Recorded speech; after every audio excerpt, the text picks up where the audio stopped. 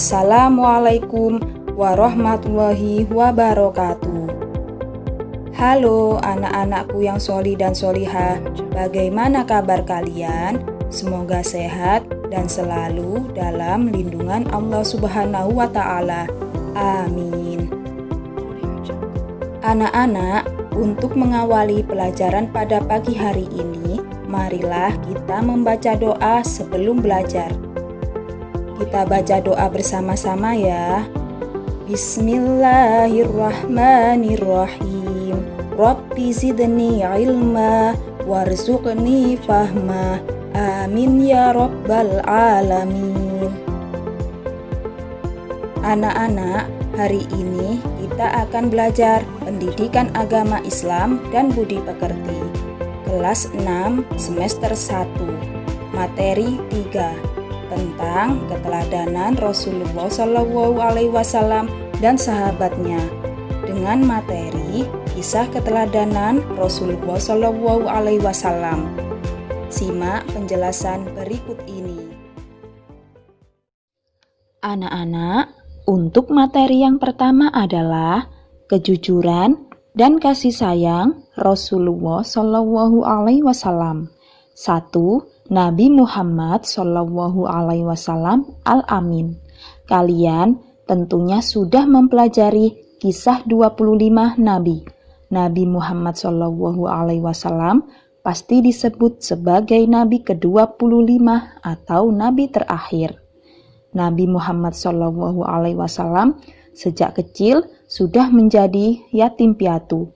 Oleh sebab itu, beliau sangat mencintai anak yatim dan menganjurkan umatnya untuk merawat, mendidik, dan mencintai anak yatim. Di samping itu, Nabi Muhammad SAW terkenal sangat jujur. Sikap jujur tersebut sudah diperlihatkan sebelum beliau diangkat menjadi Rasul.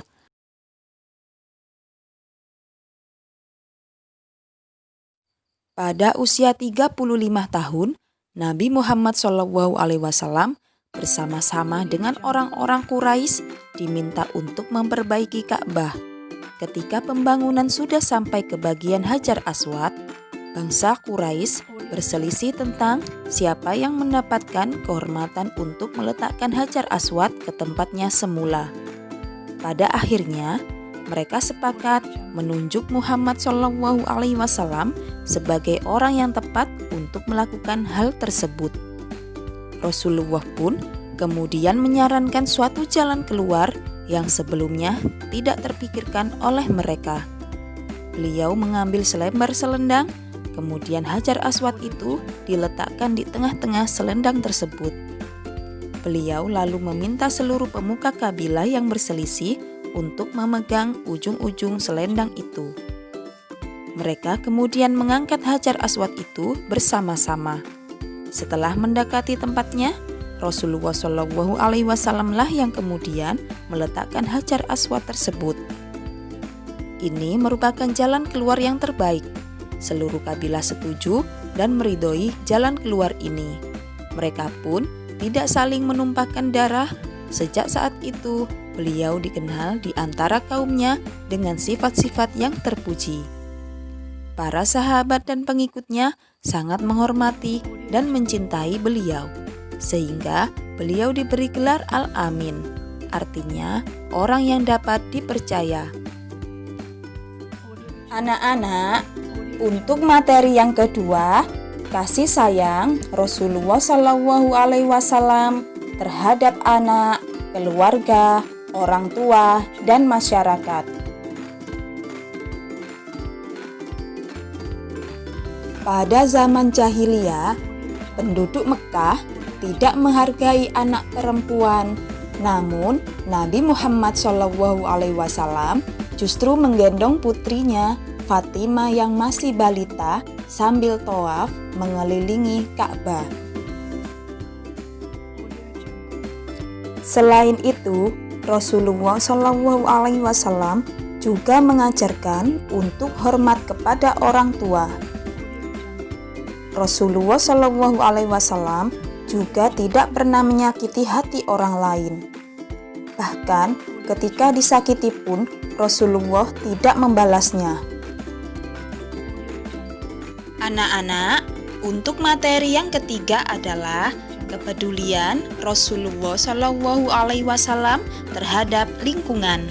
Kepedulian Rasulullah Shallallahu Alaihi Wasallam bukan hanya pada ibadah seperti sholat, tetapi beliau pun peduli terhadap lingkungan hidup.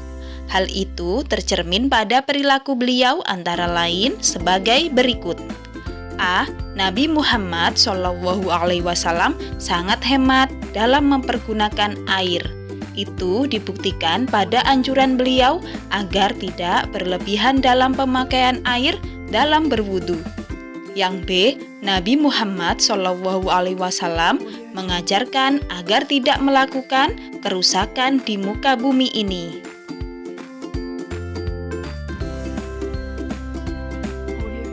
Nah, anak-anak, sekarang kita masuk ke materi yang keempat, yaitu Nabi Muhammad Shallallahu Alaihi Wasallam sebagai pembawa rahmat bagi alam semesta.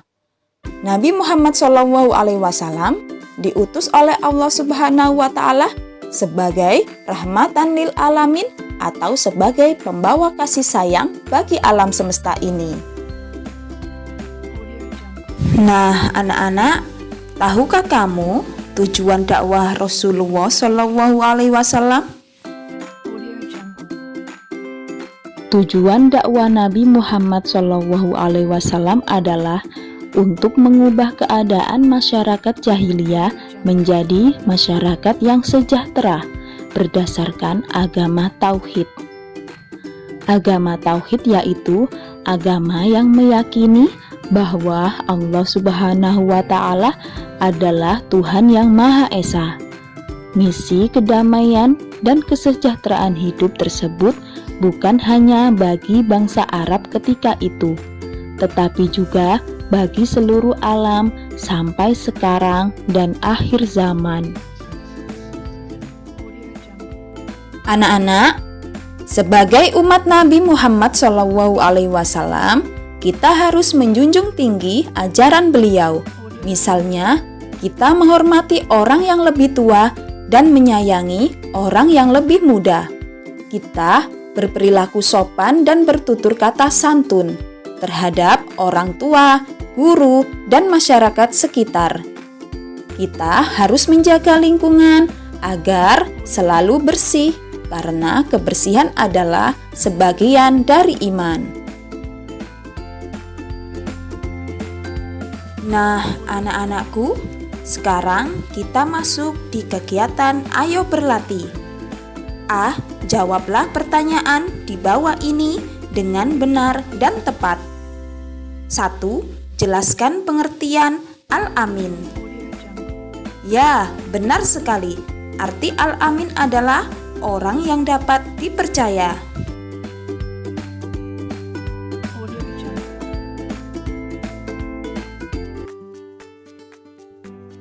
Alhamdulillah, pelajaran pada pagi hari ini sudah selesai.